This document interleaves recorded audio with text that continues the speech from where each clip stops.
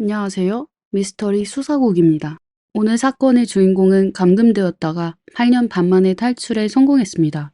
놀랍게도 탈출 후 그녀는 자신을 감금했던 사람을 용서했습니다. 경찰은 사건에 많은 의문점을 발견했고 세상에는 온갖 음모론이 난무했습니다.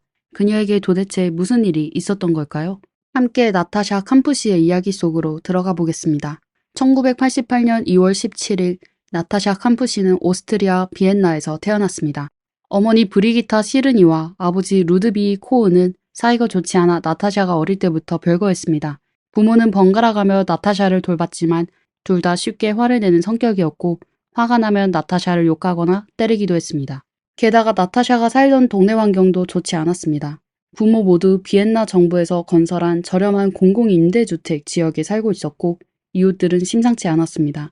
집 근처에는 술에 취해 떠드는 사람이나 욕설을 퍼붓는 사람들을 흔히 볼 수 있었습니다. 이러한 힘든 환경 속에서 나타샤는 항상 억압된 삶을 살았고 심지어 자신의 목숨을 끊기까지 생각할 정도로 힘겨워했습니다. 1998년 3월 2일 나타샤는 처음으로 혼자 등교하게 되었습니다. 항상 어머니 브리기타가 데려다 주었지만 이제 10살이 된 나타샤는 마침내 혼자 학교에 갈 수 있었습니다. 하지만 바로 그날 예상치 못한 사건이 발생했습니다. 그날 아침 나타샤는 책가방을 메고 집에서 학교로 걸어가고 있었습니다. 집에서 학교까지는 약 2km 거리로 걸어서 20분 정도 걸렸습니다.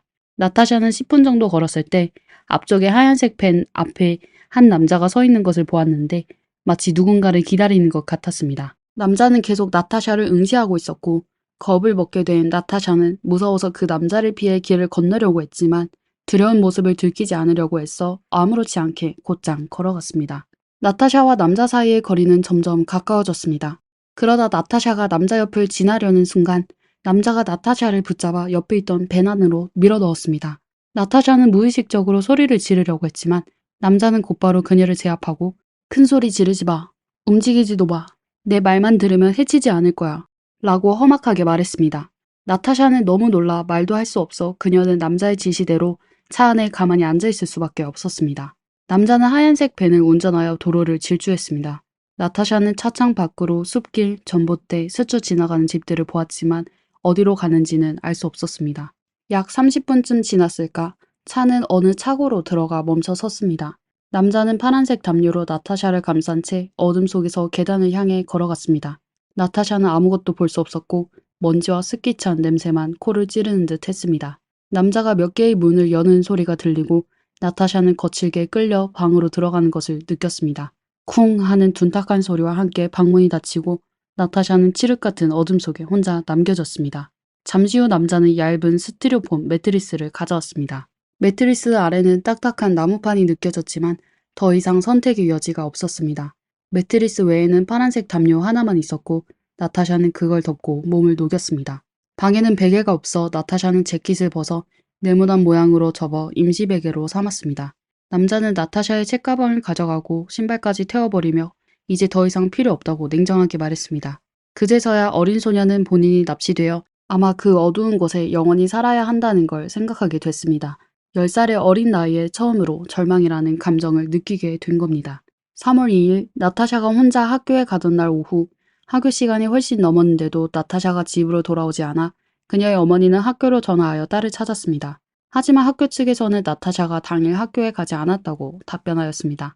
불길한 예감이 들게 된 그녀의 어머니는 바로 경찰에 신고했습니다. 1998년의 CCTV 시스템은 오늘날처럼 발달하지 않았고 화질도 선명하지 않아 어린 소녀의 행방을 찾는 것은 쉬운 일이 아니었습니다. 3월 3일 TV에는 실종자 찾기 방송이 나갔고 경찰은 나타샤를 목격한 사람을 찾으려고 애썼습니다. 그러다 긴 기다림 끝에 마침내 목격자가 나타났습니다. 한 소녀는 나타샤의 집에서 학교로 가는 길의 중간 지점쯤 되는 원형교차로에서 오전 7시 20분경 빨간색 재킷을 입은 나타샤가 2명의 남자에게 끌려가는 것을 보았다고 했습니다. 그들은 도로 오른쪽에 세워진 하얀색 밴에 나타샤를 강제로 태웠습니다. 이 정보 외에는 경찰은 아무것도 얻지 못했습니다. 하얀색 밴은 당시 경찰이 가지고 있는 유일한 단서였습니다. 경찰은 대대적인 수사를 펼쳐 범인을 찾기 위해 하얀색 밴 소유주 1,520명과 사건과 관련이 있을 가능성이 있는 650명을 조사했지만 아무런 단서도 찾지 못했습니다. 나타샤는 세상에서 사라졌고 그 후로 아무런 소식도 없었습니다. 경찰은 납치범이 몸값을 요구할 가능성이 높다고 판단하여 나타샤의 어머니 브리기타의 전화번호를 공개했습니다. 하지만 브리기타의 전화번호가 공개된 후 자신이 나타샤를 납치했다는 전화가 빗발쳤지만 모두 사람들의 장난 전화였습니다. 그러다 4년의 세월이 흘러 2002년 7월 18일에 한 사립탐정이 기자회견을 열어 충격적인 주장을 펼쳤습니다. 그는 경찰의 수사가 모두 헛수고라고 주장하며 진짜 범인은 바로 나타샤의 어머니 브리기타라고 폭탄 선언을 했습니다. 그는 브리기타가 사업가와 불륜 관계를 맺었고 두 사람은 함께 도망치려고 했다고 주장했습니다. 나타샤는 두 사람의 관계에 방해가 되었고 브리기타와 사업가는 나타샤를 살해하여 연못에 묻었다는 것입니다. 그는 경찰에게 자신이 말하는 연못에서 시체를 찾으라고 요구했고 그의 주장은 당시 큰 파장을 일으켰습니다. 여론의 압박으로 경찰은 결국 연못에서 시체를 찾기로 했지만 결과는 예상대로 아무것도 찾지 못했습니다. 4년이란 시간은 또 빠르게 흘러 2006년 8월 23일 오후 1시 한 노인이 경찰에 전화를 걸어 어린 소녀가 자신의 집 마당으로 들어와 창문을 두드리며 구조 요청을 하고 있다고 신고했습니다. 경찰이 현장에 도착했을 때 뼈만 남은 듯한 어린 소녀를 발견했습니다. 놀랍게도 그 소녀는 8년 반 전 실종된 나타샤였습니다.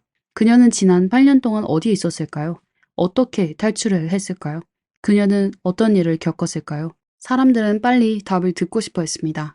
나타샤는 자신을 납치한 남자 이름이 볼프강 프리클로필이라고 말했습니다. 경찰은 그 이름을 듣자 익숙한 느낌을 받았습니다. 그들은 이미 볼프강을 조사한 적이 있었습니다. 당시 35세의 미혼이었던 그는 지멘스 회사의 통신기술자였고 범죄 기록도 없었습니다. 그는 비엔나 시내에서 차로 30분 거리에 있는 스트라스 호프에 살았으며 혼자 살고 있었고 하얀색 밴을 가지고 있었습니다. 그는 당시 경찰에게 사건 당일 집에 있었다고 진술했지만 증인이 없어 그의 말을 증명할 수 없었습니다. 경찰은 그의 밴을 조사했지만 건설 현장에서 가져온 고무만 가득했고 이상한 점은 없었습니다. 경찰은 밴을 자세히 조사하지 않고 사진만 몇 장 찍어 파일 봉투에 담았습니다. 그렇게 나타샤를 구할 기회를 놓친 것입니다. 볼프강은 1962년 5월 14일 비엔나에서 태어났습니다. 어머니는 신발가게 점원, 아버지는 줄 판매원이었고 그는 외동 아들이었습니다. 아버지가 일찍 세상을 떠난 후 그와 어머니와의 관계에는 긴장감이 감돌았죠. 아마도 어머니의 엄격한 교육 방식 때문인지 그는 다른 여성들에게서 우월감을 찾으려고 하였습니다. 볼프강은 여성은 온순해야 하고 남자에게 복종해야 하며 무엇보다 아름다워야 한다고 생각했습니다. 금발의 푸른 눈, 날씬한 몸매는 그의 여성에 대한 고정관념이었습니다. 이렇게 그는 금발의 인형처럼 예쁜 나타샤를 보자 주저없이 아이를 납치했습니다. 그는 나타샤를 자신의 집 차고 지하실에 가두고 외부 세계와 완전히 차단시켰습니다. 당시 가족과 경찰이 나타샤를 애타게 찾고 있을 때 지하에 갇힌 나타샤는 아무것도 몰랐습니다. 얼마나 오랫동안 갇혀 있었는지 언제 집으로 돌아갈 수 있을지 알 수 없었습니다. 그녀는 매일 볼프강과 힘겨운 싸움을 벌였고 그의 냉정하고 변덕스러운 태도를 견뎌내야 했으며 또 그의 눈치를 살피며 탈출할 기회를 엿보았습니다. 처음에는 방에 갇혀 볼프강이 매일 물과 음식을 가져다 주길 기다렸지만 나중에는 볼프강이 지하실에 통신장치를 설치하여 나타샤는 필요한 물건이 있을 때 볼프강에게 연락할 수 있었습니다. 하지만 이것은 볼프강의 자비심 때문이 아니었습니다. 나타샤가 아무리 무엇이 필요하다고 말하더라도 볼프강은 쉽게 들어주지 않았습니다. 그는 나타샤를 완전히 자신의 손아귀에 쥐고 싶어 했습니다. 또 나타샤에게 무엇을 주든지 받아들이라고 강요했고 자신을 신이라고 생각하며 절대적인 권력을 실시하며 나타샤를 자신의 노예로 여겼습니다. 나타샤의 탈출을 막기 위해 볼프강은 그녀를 매우 은밀한 비밀 공간에 가두었습니다. 이 비밀 공간에 들어가려면 여러 장애물을 통과해야 했습니다. 먼저 차고 바닥에 있는 매우 은밀한 비밀문을 찾아야 합니다. 비밀문을 열면 계단이 나오고 계단을 내려가면 장롱과 타이어가 보입니다. 장롱과 타이어를 치우면 뒤에 70cm 높이의 작은 문이 숨겨져 있습니다. 그 문의 뒤에는 매우 좁은 통로가 있고 그 통로를 따라 기어들어가 끝까지 가면 150kg의 무게의 철근 콘크리트로 만들어진 문이 나타납니다. 그 문을 열고 왼쪽으로 들어가면 이중으로 된 나무 문이 있습니다. 그 문을 통과하면 나타샤의 방에 도착합니다. 5평 남짓한 좁고 습한 공간입니다. 나타샤는 볼프강이 자신의 방에 들어올 때마다 거의 1시간 가까이 걸렸다고 말했습니다. 겹겹이 쌓인 장벽들로 둘러싼 비밀 공간은 마치 절망의 감옥과 같았습니다. 만약 볼프강이 먼 여행을 떠나거나 극단적인 상황으로 세상을 떠난다면 나타샤는 5평 남짓한 공간에 영원히 갇히게 될 것입니다. 마지막 한 톨의 식량과 마지막 한 방울의 물이 닿을 때까지 말입니다. 폐쇄된 공간에서 오는 답답함과 불쾌함은 나타샤를 끊임없이 괴롭혔습니다. 방에는 창문이 없었고 습기로 가득 차 축축했으며 곰팡내가 진동했습니다. 날씨가 조금만 따뜻해져도 온갖 종류의 벌레들이 방 안을 기어다녀 나타샤를 더욱 괴롭혔습니다. 볼프강은 방에 환풍기를 설치했지만 품질이 좋지 않아 소음이 컸고 오래 돌리며 열이 발생했습니다. 심지어 날개가 녹아 더 귀청이 찢어지는 소리를 내기도 했습니다. 그러다 날개가 완전히 부서지고야 방은 조용해졌습니다. 하지만 자유를 잃고 열악한 환경을 견뎌내는 것은 나타샤의 악몽 시작에 불과했습니다. 볼프강은 나타샤를 지하실에 잠시 가둔 후 그녀가 도망칠 용기가 없다고 판단한 후 자신만의 노예 훈련 계획을 시작했습니다. 그는 방의 창문을 모두 닫고 커튼을 치고 나타샤를 위층으로 데려가 자신의 방을 청소하고 밥을 짓고 설거지를 시켰습니다. 나타샤의 지문과 머리카락이 방에 남아 발각될까봐 볼프강은 나타샤가 만진 곳을 반복해서 닦았습니다. 그리고 나타샤에게 비닐봉지로 머리카락을 꽉 싸매라고 요구했습니다. 하지만 비닐봉지가 너무 꽉 조여 불편했던 나타샤는 볼프강에게 가위를 달라고 해서 머리카락을 전부 짧게 잘랐습니다. 하지만 볼프강은 여전히 만족하지 못하고 나타샤의 머리카락을 모두 밀어버렸습니다. 때론 볼프강의 괴롭힘을 견디지 못한 나타샤는 창문으로 뛰어나가 큰 소리로 도움을 요청하려고 했습니다. 하지만 그렇게만 하면 볼프강은 나타샤의 목을 조르고 심하게 때리며 그녀가 애걸복걸 할 때까지 폭력을 행사하였습니다. 그는 나타샤가 우는 것도 허락하지 않았습니다. 한 번은 나타샤가 참지 못하고 볼프강 앞에서 울음을 터뜨렸는데 그러자 그는 나타샤의 목을 조르고 욕실로 끌고 가 머리를 물속에 담갔습니다. 그러면 나타샤의 눈물은 더 이상 흐르지 않을 것으로 생각했습니다. 만약 나타샤가 저항하는 태도를 보이면 볼프강은 그녀를 쓸모없는 존재, 천한 존재라고 욕하며 절대 이곳에서 벗어날 수 없을 것이라 말했습니다. 볼프강은 폭력과 욕설뿐만 아니라 나타샤의 삶의 모든 면에서 그녀를 억압하고 깎아내렸습니다. 예를 들어 나타샤에게 음식을 줄 때 볼프강은 먼저 음식의 먹음직스러운 모습을 보여주고 나타샤 앞에서 아주 작은 조각만 잘라서 주며 나타샤가 실망스러워하는 모습을 즐기는 듯 했습니다. 나타샤는 매일 배고픔에 시달렸습니다. 아무리 애걸해도 볼프강은 자신의 기분에 따라 음식량을 결정했고 성장기에 나타샤가 힘든 집안일을 하고 있다는 사실은 전혀 고려하지 않았습니다. 게다가 볼프강은 나타샤가 방에만 틀어박혀 움직이지 않아 많이 먹는 것은 낭비라고 생각했습니다. 하지만 이러한 혹독한 환경 속에서도 나타샤는 지식에 대한 갈증을 포기하지 않았습니다. 매일 볼프강의 괴롭힘을 견디고 배고픔에 시달리면서도 집안일을 해야 했지만 나타샤는 책 읽는 것을 좋아했고 특히 실화를 바탕으로 한 책을 즐겨 읽었습니다. 볼프강은 책에 대해서는 의외로 후한 편이었습니다. 그는 나타샤에게 사전과 그녀가 좋아하는 책들을 사주었습니다. 나타샤는 수학에도 관심이 많았습니다.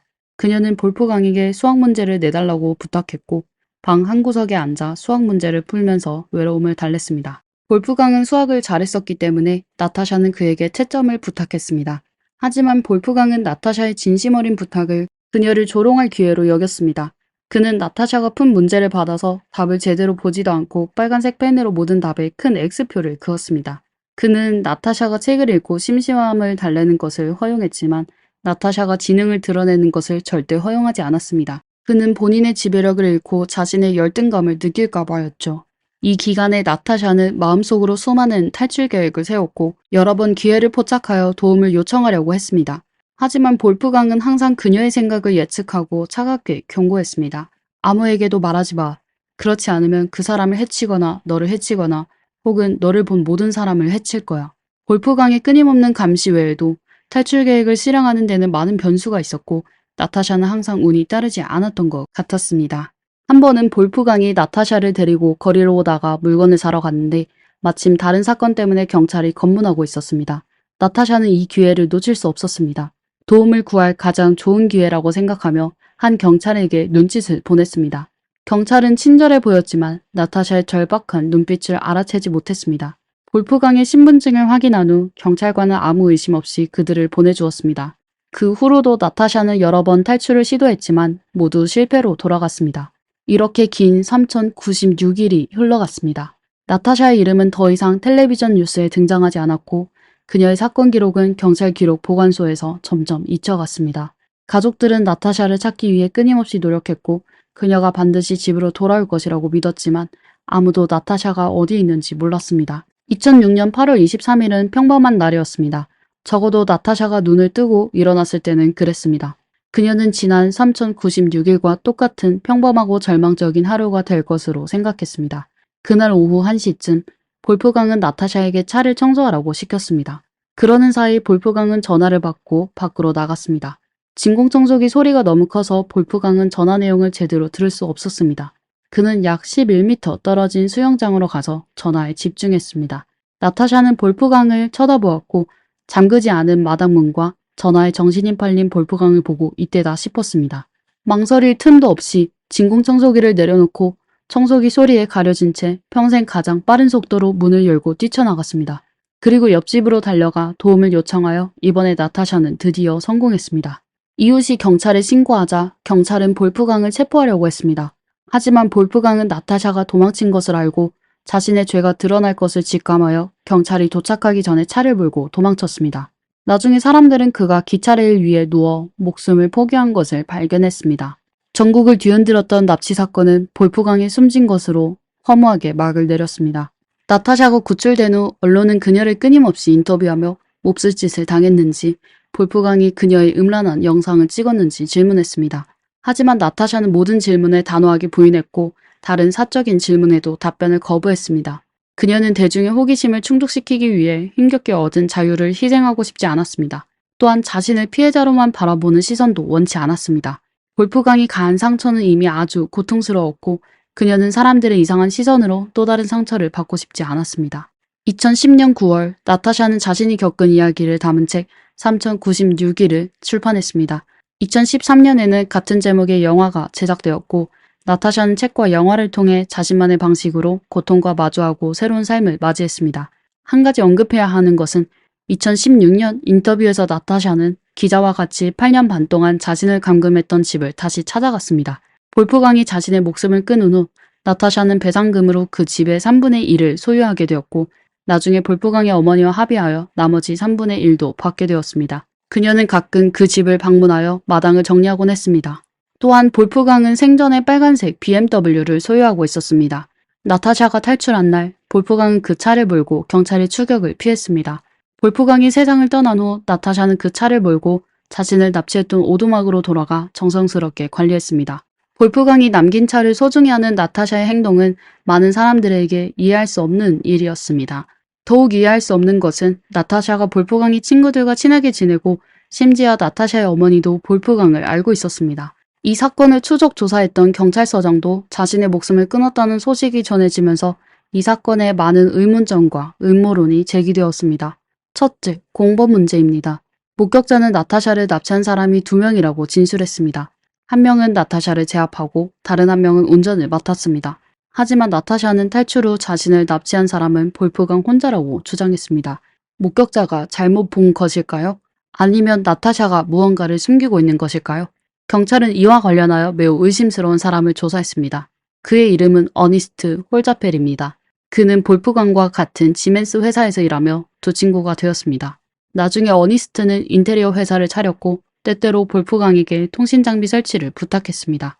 볼프강은 나타샤를 납치한 후 어니스트에게 나타샤를 소개해준 적이 있었습니다.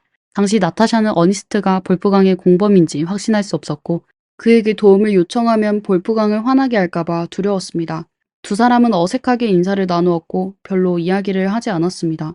볼프강이 숨진 날 그는 자동차를 몰고 쇼핑몰 주차장에 갔다가 어니스트에게 전화를 걸었습니다. 그는 음주운전으로 경찰에게 쫓기고 있다며 어니스트에게 기차역까지 데려다달라고 부탁했습니다. 어니스트는 볼프강이 자신의 목숨을 끊으려는 것을 몰라 그를 기차역으로 데려다 주었고 그 후 볼프강은 기차에 뛰어들어 스스로 목숨을 끊었습니다. 한 가지 언급해야 할 것은 볼프강이 숨진 후 나타샤는 어니스트와 자주 통화했다는 점입니다.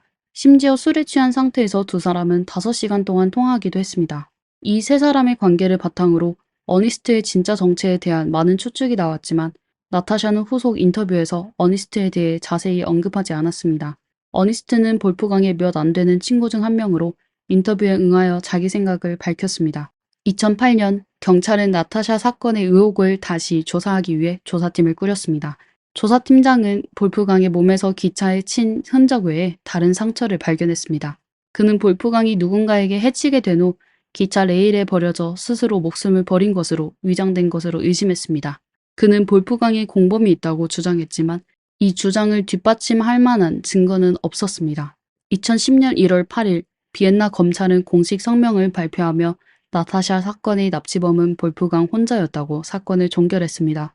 공식 성명이 발표된 6개월 후 조사팀장은 자신의 아파트에서 숨졌습니다. 그의 선택과 나타샤 사건이 연관되어 있는지 확인할 수 없지만 시기상으로 사람들의 의심을 증폭시켰습니다. 조사팀장의 결말은 이 사건의 의혹을 더욱 짙게 만들었습니다. 2012년 오스트리아는 독일과 미국 FBI에 도움을 요청하며 나타샤 사건에 대한 재수사를 요청했지만 결과는 미미했습니다. 공범 문제 외에도 나타샤의 어머니 브리기타에 대한 의혹은 끊이지 않았습니다. 앞서 한 사립 탐정이 브리기타가 불륜 관계를 맺었고 나타샤가 두 사람의 관계에 방해가 되어 사업가와 함께 나타샤를 살해했다고 주장했지만 나타샤가 무사히 돌아오면서 그 주장은 설득력을 잃었습니다. 하지만 브리기타를 의심하는 사람은 그 탐정뿐만이 아니었습니다. 오스트리아 전직 판사 마티는 나타샤가 실종된 후 브리기타가 나타샤 납치 사건을 계획했다고 주장했습니다. 그는 브리기타와 볼프강이 알고 있었다는 증거를 제시하며 브리기타가 나타샤를 해친 사실을 숨기기 위해 납치를 모의했다고 주장했습니다. 몇몇 증인들은 브리기타가 나타샤를 때리는 모습을 봤다고 진술했고 경찰은 브리기타의 아파트에서 나타샤의 이상한 포즈를 취한 사진을 발견했습니다.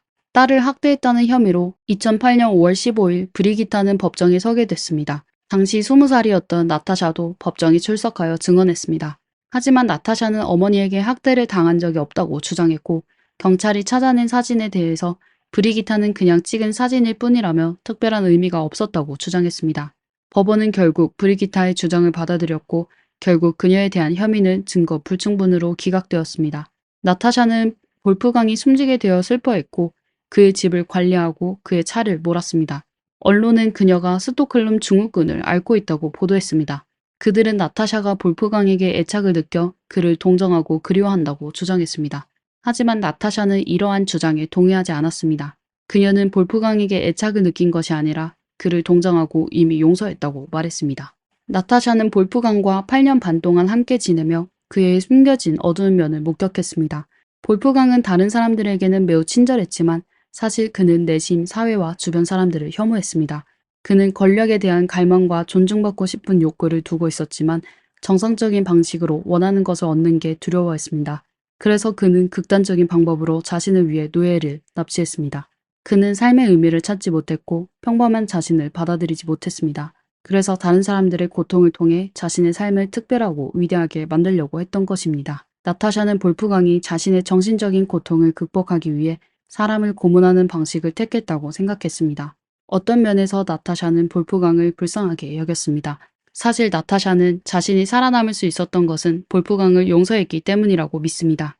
그녀는 만약 그녀가 볼프강의 모욕과 고문을 용서하지 않고 증오심을 키웠다면 언젠가 그 부정적인 감정에 휩쓸려 무너졌을 것이며 절대 탈출할 수 없었을 것으로 생각합니다. 그래서 그녀가 기억하는 것은 어려움 속에서도 포기하지 않았던 자신의 용기와 끈기일 것입니다. 여러분은 어떻게 생각하시나요? 범인은 분명 볼프강 혼자였을까요? 댓글로 의견을 남겨주세요. 오늘 영상은 여기까지입니다. 제 영상이 마음에 드셨다면 좋아요와 구독 부탁드립니다. 다음 시간에 다시 뵙겠습니다.